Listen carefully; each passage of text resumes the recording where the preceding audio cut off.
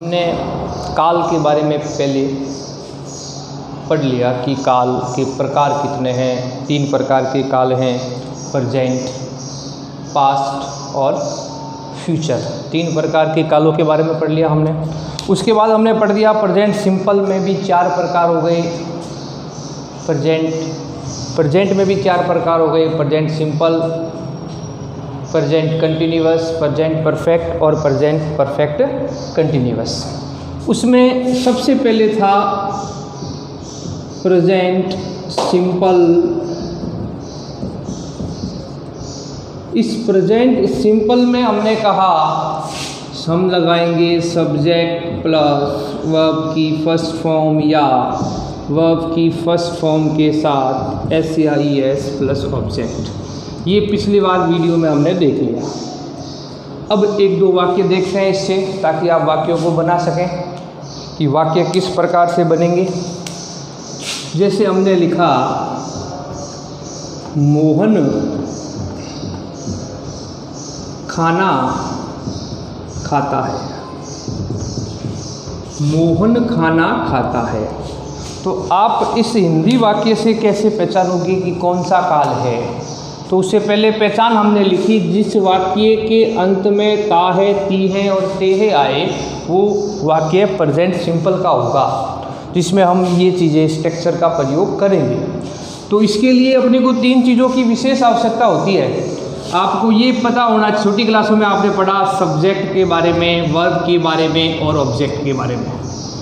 ये हमने पहले पढ़ चुके हैं कि सब्जेक्ट जो करता होता है काम को करने वाला, वर्ब क्रिया होती है, जो काम किया जा रहा है वो क्या कहलाती है? क्रिया कहलाती है। उठना है, बैठना है, हंसना, गाना, रोना, ये सारी क्या कहलाती है?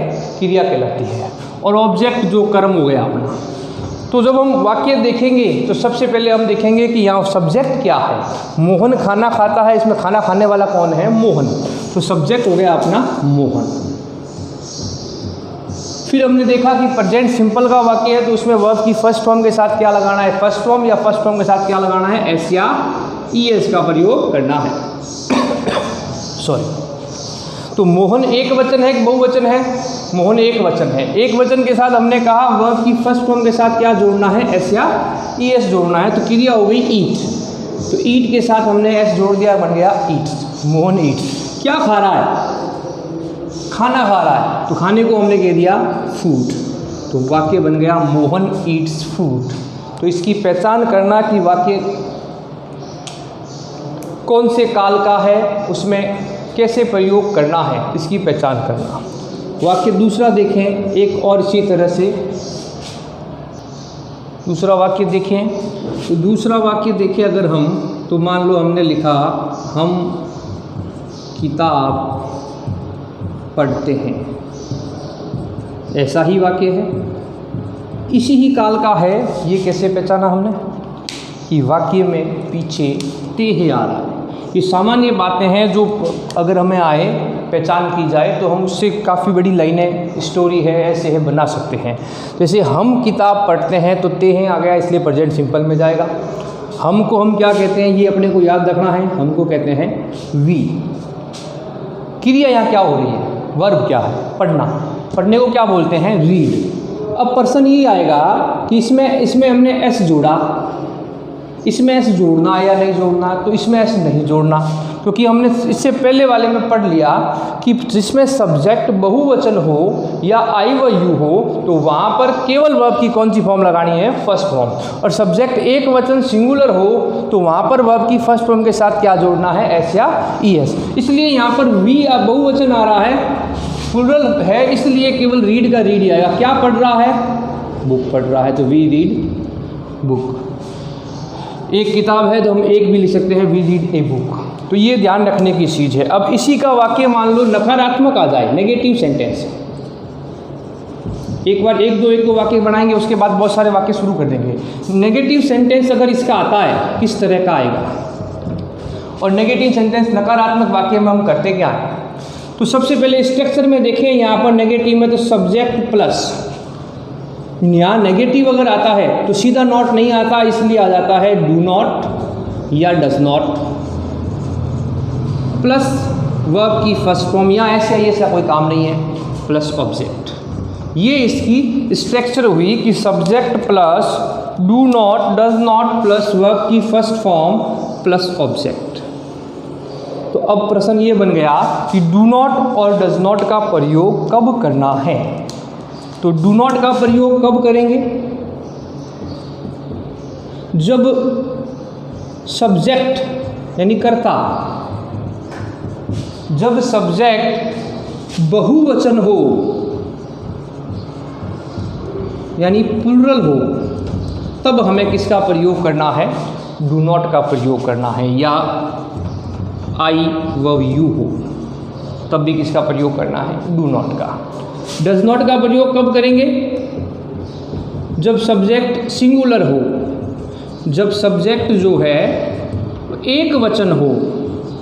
एक वचन कौन से होंगे? पहले पढ़ा दिया हमने, ही है, सी है, इट है, किसी का नाम है, वो किस में आएगा?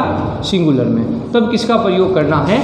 डज नॉट का प्रयोग करना है। इन बातों पर विशेष ध्यान रखें कि कब डू नॉट लगाते हैं, कब डज नॉट लगाते हैं। बच्चे भूल जाते हैं कब डू नॉट डज नॉट का प्रयोग करना है। जैसे हमने यही वाक्य लिया, मान लो इसी वाक्य को हम देखते हैं, लिख दिया हमने मोहन, यहाँ लिखा हमने खाना खाता है, यहाँ लिख दिया मोहन खाना नहीं खाता है। मोहन खाना नहीं खाता है, तो इस वाक्य में अंतर क्या आया? तो आप पहले तो कहोगे पहचान की, ताहे आ रहा है, उसमें भी आ रहा था, ताहे आ रहा, लेकिन इसमें एक चीज़ ऐड हो गई है, वो है नहीं। नहीं से वाक्य नकारात्मक आ गया, नहीं से वाक्य नकारात्मक आ गया। तो अपने को काम तो वही करना है। सब्जेक्ट देखा, सबसे पहले सब्जेक्ट क्या है? मोहन है, तो यहाँ लिख दिया मोहन। अब अपने को सब्जेक्ट मोहन है, तो मोहन में हमें ये देखना है कि यहाँ पर तो हमने ईट के साथ एस लगा दिया, ईट्स बन गया, लेकिन यहाँ नकारात्मक नहीं आए, तो वहाँ पर दो चीज़ें लगानी है, डू नॉट या डज नॉट का प्रयोग करना है। तो मोहन सिंगुलर है, हमने लिखा जब सब्जेक्ट एक वचन हो तो डज नॉट का प्रयोग करेंगे, तो यहाँ लगा दिया हमने मोहन डज नॉट। क्रिया क्या है? यहाँ खाना, जो हमने यहाँ लगाई थी ईट। यहाँ ऐसे आई इसका प्रयोग नहीं करना है, तो मोहन डज नॉट ईट। क्या नहीं खाता? भोजन यानी फूड। तो बीच में बन गया Mohan does not eat food. एक प्रेजेंट सिंपल का नेगेटिव और एक पास्ट सिंपल का नेगेटिव। इन दोनों नेगेटिव में, इस प्रेजेंट सिंपल में डू नॉट डज नॉट लगाएंगे और पास्ट सिंपल के नेगेटिव में हम डिड नॉट का प्रयोग करेंगे। बाकी सब जगह हम नॉट तीसरे स्थान पर लगा सकते हैं, क्योंकि उसमें हेल्पिंग वर्ब का प्रयोग साथ में होता है। इसमें गौर करने की बात यही है कि ध्यान रखना है डू नॉट डज नॉट कब लगाना है। दूसरा वाक्य हमने लिखा हम किताब पढ़ते हैं, मान लो हमने यहाँ लिख दिया हम किताब नहीं पढ़ते हैं। हम किताब नहीं पढ़ते हैं, तो अब नहीं आ गया इसमें भी, तो इसमें भी नहीं आ गया, तो वाक्य कैसे बनाएंगे? तो हमको हम क्या कह रहे हैं? वी। अब इसमें हमने लिख दिया रीड, यहाँ पर भी रीड लिखेंगे नहीं, यहाँ नहीं आ रहा है, इसलिए नकारात्मक वाक्य हुआ।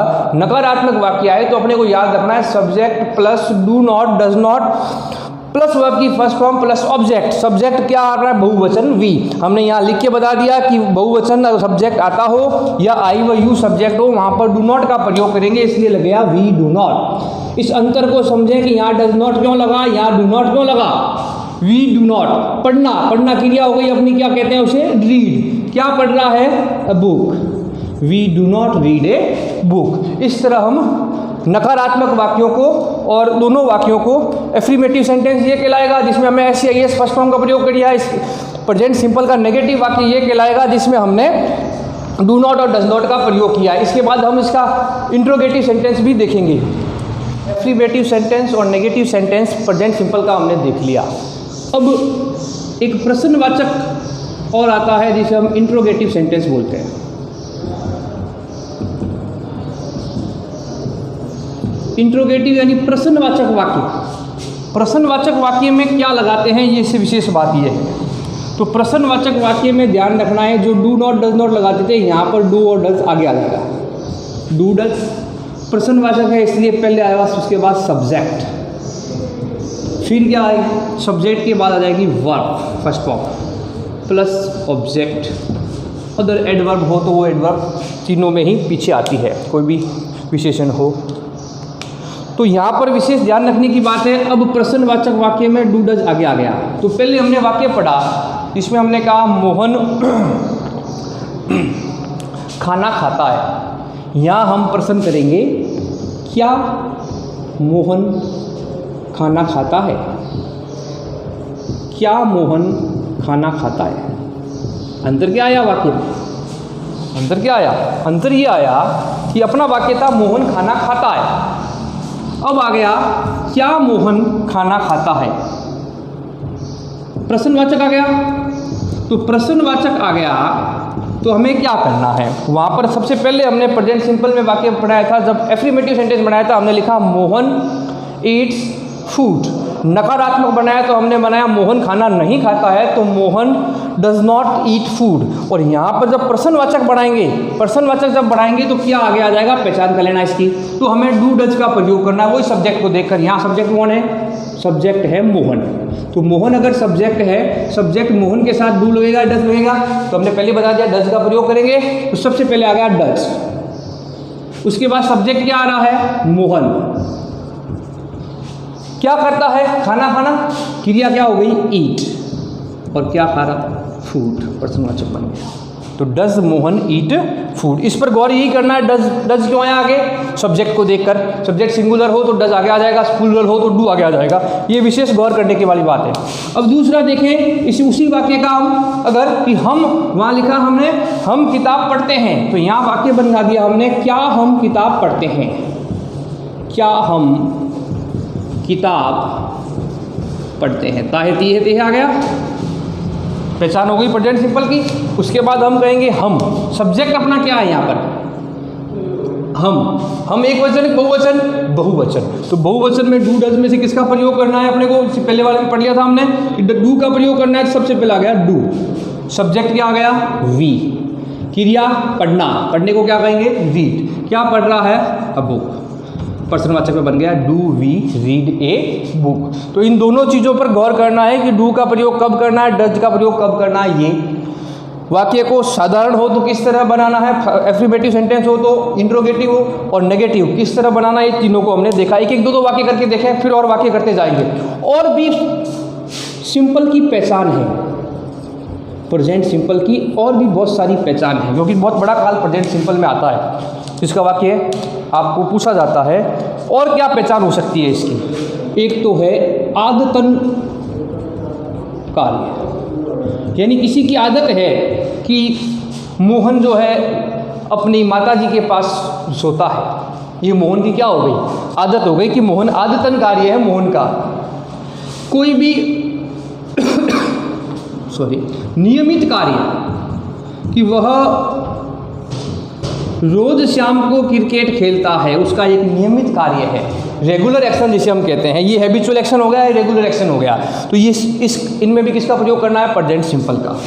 कोई भी सार्वभौमिक सत्य हुआ, आप कहोगे सार्वभौमिक सत्य क्या होता है? जो अटल है सत्य, इसमें बदलाव नहीं हो सकता, वो सार्वभौमिक सत्य आएगा। जैसे पृथ्वी सूर्य के चारों ओर चक्कर लगाती है, तो ये अटल है, पृथ्वी ही सूर्य के चारों ओर क्या लगाएगी? चक्कर लगाएगी। ये सार्वभौमिक सत्य। या 2 और 2 4 होते हैं। आपने पढ़ा 2 और 2 4, आपके पिताजी ने भी 2 और 2 कितने पढ़े? 4 पढ़े। और आपके बच्चे भी अगर पढ़ेंगे तो 2 और 2 4 ही पढ़ेंगे। तो वो उसे कहते हैं सार्वभौमिक सत्य, जिसे हम यूनिवर्सल ट्रुथ बोलते हैं। वो भी किस काल में आएगा? प्रेजेंट सिंपल में ही आएगा। कोई भी जन्मजात गुण है, जन्म से जो गुण मिल जाते हैं वो जन्मजात गुण कहलाते हैं। कि माता जो है बच्चों की देखभाल करती है, उनको जन्म से गुण मिलता है। तो जन्मजात गुण भी किस काल में आएगा? प्रेजेंट सिंपल में आएगा। तो आदतन संबंधी कार्य है, नियमित कार्य है, सार्वभौमिक सत्य है, जन्मजात गुण। कोई भी वैज्ञानिक कोई भी तथ्य हो, साइंटिफिक फैक्ट जो भी हो, कोई भी आध्यात्मिक तथ्य हो, स्पिरिचुअल फैक्ट जिसे हम कहते हैं, वो किस में अंदर है? प्रेजेंट सिंपल के अंदर ही है। वैज्ञानिक तथ्य माने कि हाइड्रोजन और ऑक्सीजन को मिलाएंगे तो क्या बनेगा? जल बनेगा। ये किस तथ्य किसने बताया? वैज्ञानिकों ने। तो वो किस में आ गया? वैज्ञानिक तथ्यों में आ गया। तो वो भी किस में डालना है? प्रेजेंट सिंपल में डालना है। कोई भी साइंटिफिक आध्यात्मिक तथ्य आ जाए, स्पिरिचुअल फैक्ट आ जाए, वो भी किस में डालना है? अपने को प्रेजेंट सिंपल में डालना है। कोई आंखों देखा हाल बताना हो, आंखों देखा हाल यानी कॉमेंट्री जिसे हम कहते हैं, मैथ्स के अंदर कॉमेंट्री आती है, तो वो कौन से काल में आएगी? प्रेजेंट सिंपल में आएगी। क्योंकि वो कमेंट्री करने वाला आंखों देख रहा है और बोल रहा है कि 4 रन गया, 6 रन गया, खिलाड़ी आउट हो गया। ये प्रेजेंट सिंपल के अंदर आएगा। कोई भी समाचार पत्र की हेडिंग है, समाचार पत्र की सुर्खियां, हेडिंग बोलते हैं, समाचार पत्र की सुर्खियां जो है किस काल में आएगी?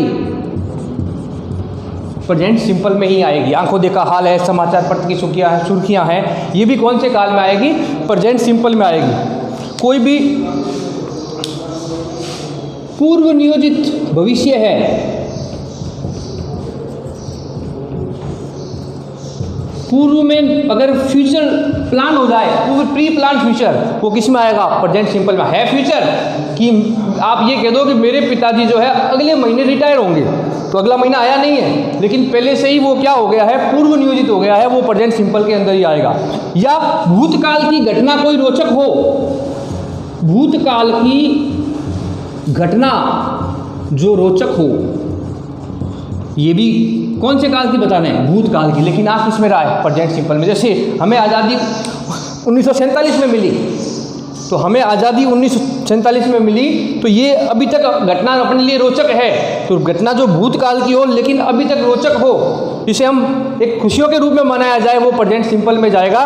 तो प्रेजेंट सिंपल में इन चीज़ों का भी विशेष ध्यान रखना है कि इनकी पहचान अपने करनी है। हम वाक्य जब करेंगे करेक्ट फॉर्म के माध्यम से, तो हमें पहचान करनी पड़ेगी इनकी कि कैसे आदतन कार्य वाक्य आता है, कैसे नियमित कार्य आता है, कैसे सार्वभौमिक सत्य का वाक्य कैसे आता है, जन्मजात गुण का, वैज्ञानिक तथ्य का, आध्यात्मिक तथ्य का, आंखों देखा हाल कैसे, समाचार पत्र की सुर्खियाँ हैं, कथन है, कहावत है, मुहावरे हैं, इसमें अंदर है कथन, कहावत, मुहावरे, ये किस में आएगा?